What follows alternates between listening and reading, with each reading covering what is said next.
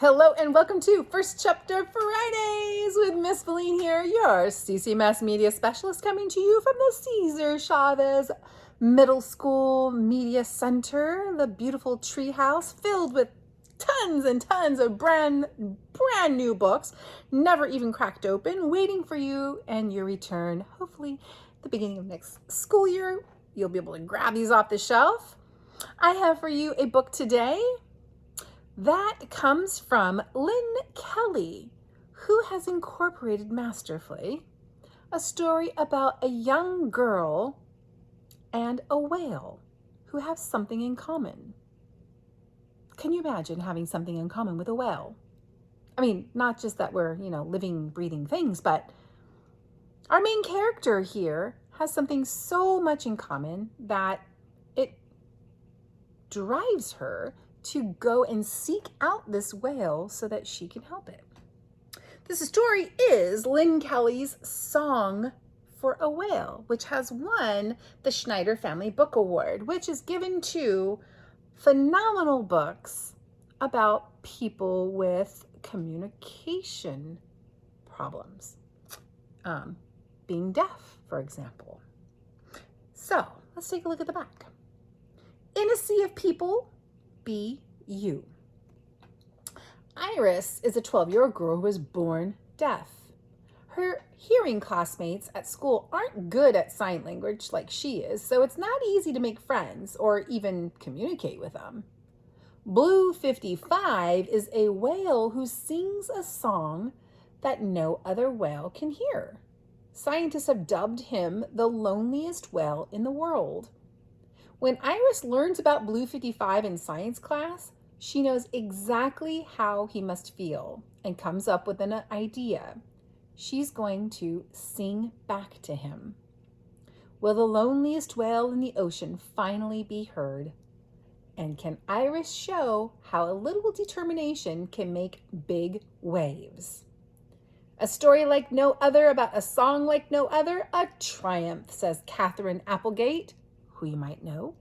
Catherine Applegate being the award-winning author who wrote The One and Only Ivan, another story about people and humans.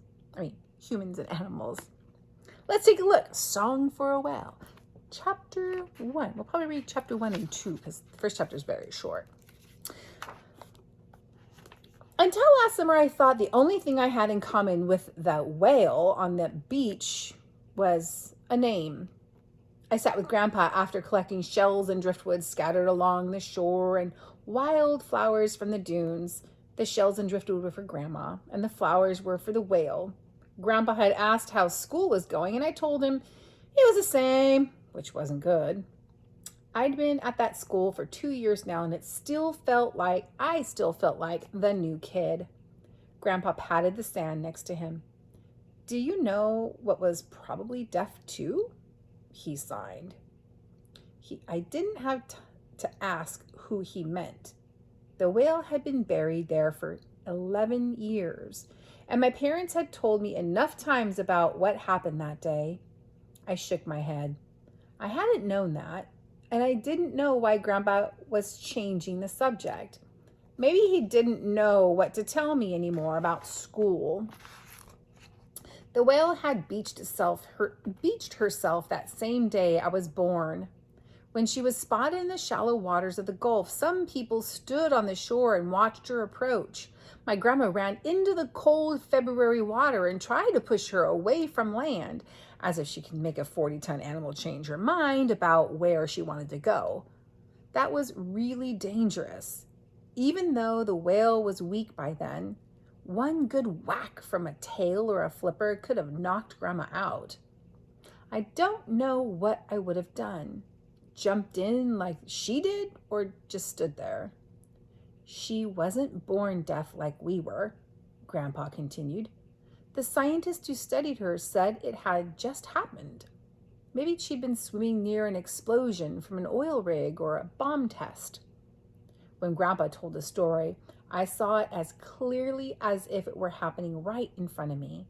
His signing hands showed me the whale in an ocean that suddenly went quiet. swimming over there, over there, over there, trying to find the sounds again. Maybe that was why she'd been there on our Gulf of Mexico beach instead of in deep ocean waters where she belonged. Say whales didn't swim so close to shore. Only her on that day. A whale can't find its way through a world without sound, Grandpa added. The ocean is dark and it covers most of the earth, and whales live in all of it. The sounds guide them through that, and they talk to one another across oceans. With the familiar sound of the ocean gone, the whale was lost in her new silent world. A rescue group came to the beach and tried to save the whale, and they called her Iris. Grandma asked my parents to give the name to me too, since I'd enter the world as the whale was leaving it. After the marine biologists learned all they could from her, she was buried right there on the beach, along with the unanswered questions about what had brought her to that shore. We lived on the coast until the summer after second grade, when my family moved to Houston for my dad's new job. Since then, we went back just once or twice a summer. The good thing about our new home was that it was closer to my grandparents. I liked being able to spend more time with them, especially since they were both deaf like me. But we all missed the beach, and I missed being around kids like me. My old school had just a few deaf kids, but that was enough. We had our class together, and we had one another. But it's different for us, Grandpa sighed. Out here, there's more light, and all we need is our own small space to feel at home. Sometimes it takes time to figure things out, but you'll do it. You'll find your way. I wished I'd asked him then how long that would take. Chapter 2. I come to the conclusion that sending me to the office was Miss Khan's only joy in life. That made me responsible for her happiness, in a way, but I tried to slip into class without her noticing. I was only a minute late this time, and I had a really, really good reason. She pointed toward the front office before I could drop into my chair. When I got back to her room with my tardy pass, Miss Khan said to my interpreter, Mr. Charles, "Tell Iris to move over next to Nina so she can catch up." She usually talked around me like that. Mr. Charles had told her so many times that she could just talk to me and he would interpret the message instead of always saying, "Tell Iris." Finally, he gave up reminding her. She was never going to get it. Also, I didn't need help catching up, and I for sure didn't want it from Nina. "I'll catch up myself," I signed. When Mr. Charles voiced that for Miss Khan, her face turned even meaner than usual, which I hadn't thought was possible. She didn't say anything else, just jerked a pointed finger to the space next to Nina's desk. The plan made sense to Miss Khan because she thought Nina was the smartest person in class, and Nina thought she knew sign language. She'd checked out a library book about it, so that made her an expert. Some people have the kind of confidence that lets them get away with being clueless. Nina signed something to me, and I slid my desk over to her territory. I asked Mr. Charles, "Did she just call herself a giant squirrel?" He clamped his lips together and looked away while answering, "I think she meant great partner." That was what I'd figured, but trying to make Mr. Charles laugh was one of my favorite things. I leaned over the next row and looked at Clarissa Gold's book. Mr. Charles interpreted my question when I asked Clarissa what we were working on. Nina tried to barge in with her flapping hands and made up sign language. When I ignored her, she got dangerously close to my face, as if I couldn't see her. My eyes stayed on Mr. Charles since he actually did know what he was doing.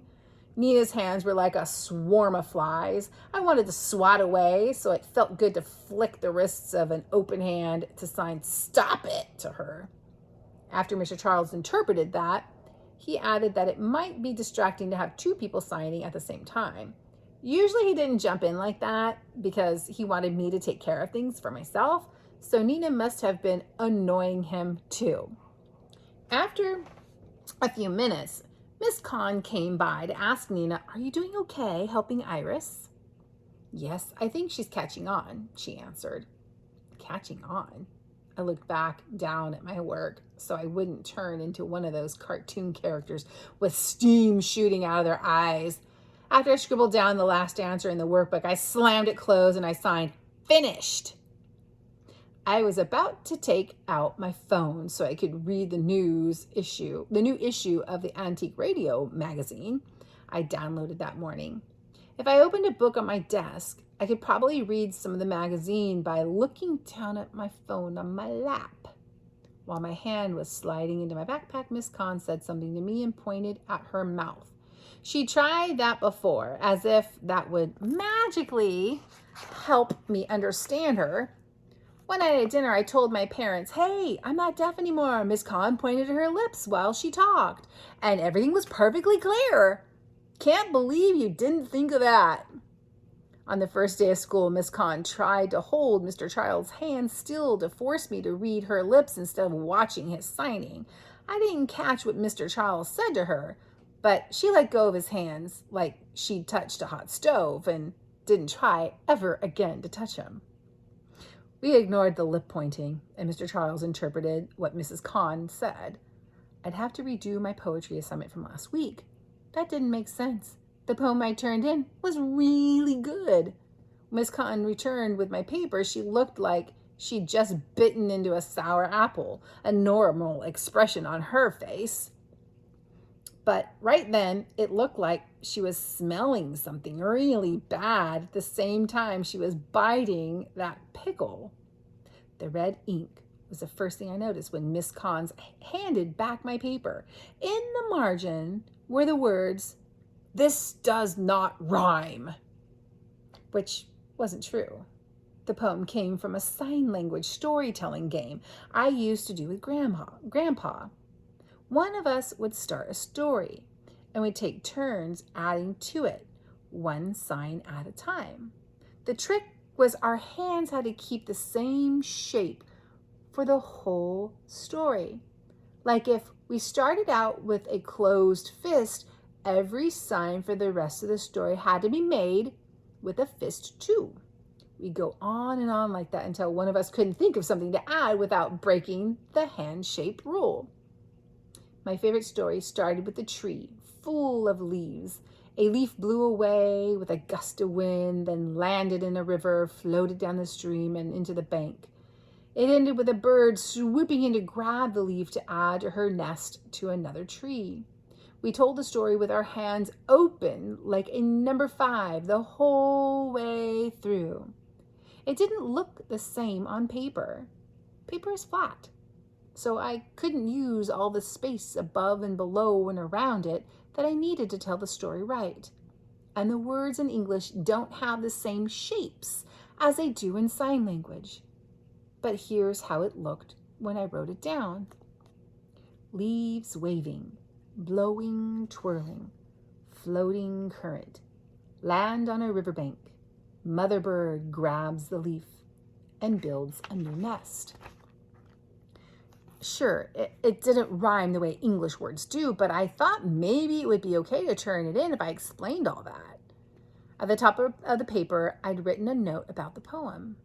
I wondered if Miss Conn had even read that part. A red line crossed through the poem ruined it. I took out my own red pen and glared at Miss Conn. Below her, "This does not rhyme" message, I wrote, "It does to me." Ever since Grandpa died, I'd wondered if he could still see me, if he was with me in some way.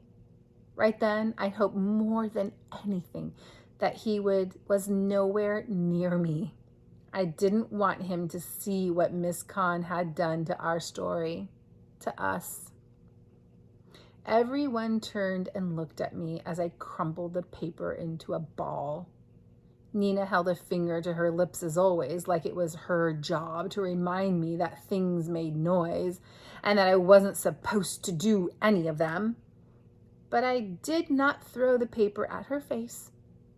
I flung it across the room, where it landed in the trash can. followed by the tree and the leaves and the river and the bird with her new nest, all slashed to pieces by a red line. That is so sad. My heart is kind of breaking. Teacher had no clue. Teacher doesn't want to have a clue, doesn't want to find out about her students' life experiences and how she sees the world or hears the world. The Song for a Whale. I have a feeling that if we continue to read, we would totally fall in love with Iris and her determination to help Blue 55. I hope you enjoyed this Reading Friday.